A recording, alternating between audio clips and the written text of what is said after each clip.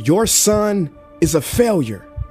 He's barely passing my class, and with grades like this, I'm just not sure what kind of future he's gonna have. What do you have to say for yourself? You're supposed to graduate this year. Listen to Mr. Johnson. What kind of future do you think you're gonna have? With all due respect, don't call me a failure.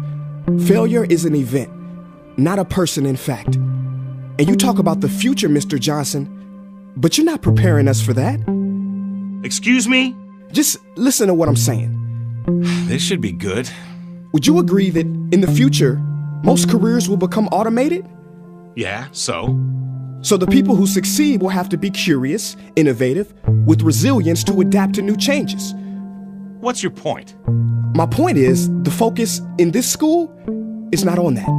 It is on regurgitating information and test taking, and that's just real. But in today's world, creativity is the most important leadership skill. Oh, that's how you feel. You don't have to believe me, but maybe you will believe the 1,500 executives who recently said creativity is the most important leadership skill. See, pretty soon, no one will be hired because of what they know. Because who cares what you know or if you've memorized a fact? We've got Google and Siri for that. In the future, people will be hired because of what they can do with their knowledge. Can they creatively solve real-world problems, not just follow instructions or directions and bubble in multiple choice questions?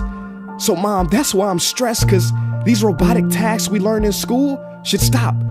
Because no one can do a robot's job better than a robot.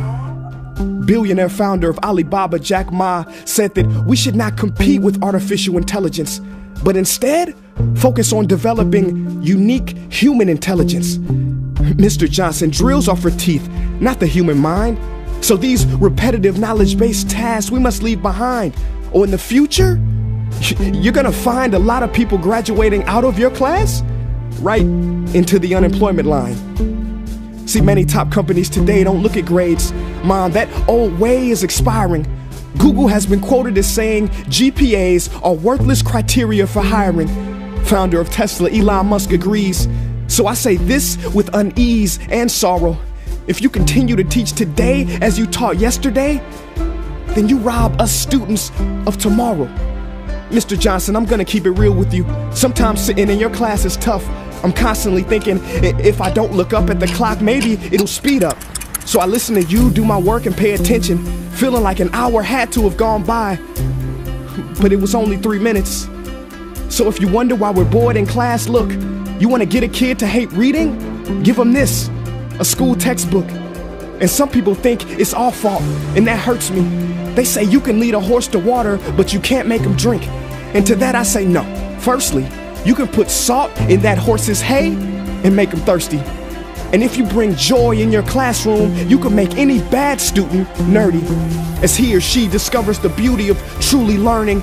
Mr. Johnson, I mean no disrespect. You have the most important job on this planet.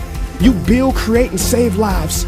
But if you really care about my future, like you say, then you have to fully commit and ask yourself honestly, how do I prepare a child for a future that doesn't yet exist? Here's a hint. The answer is not found in this. It's using this and this. See, in the future, we will need more passion and compassion. People with inspired hearts and wisdom to uplift this planet.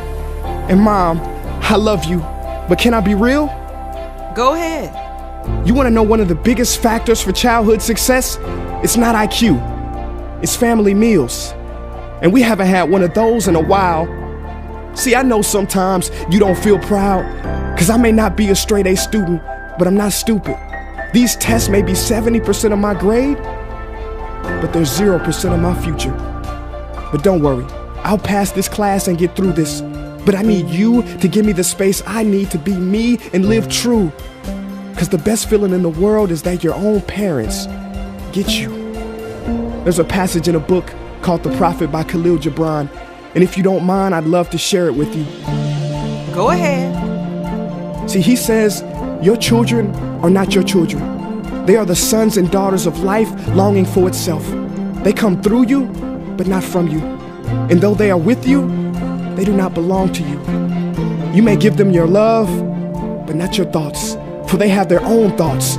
You may house their bodies, but not their souls, for their souls dwell in the house of tomorrow. So, Mom, I'd appreciate it if you give me the love that I need to pursue my dreams. See, if we are to succeed, all three of us need behavior change on all fronts. We talk about the future, but the future is now, and it is created now by all of us. I've never heard you speak like that before. Yeah, I didn't know. But I'm going to reach out to administration and try to change some things. You have my word.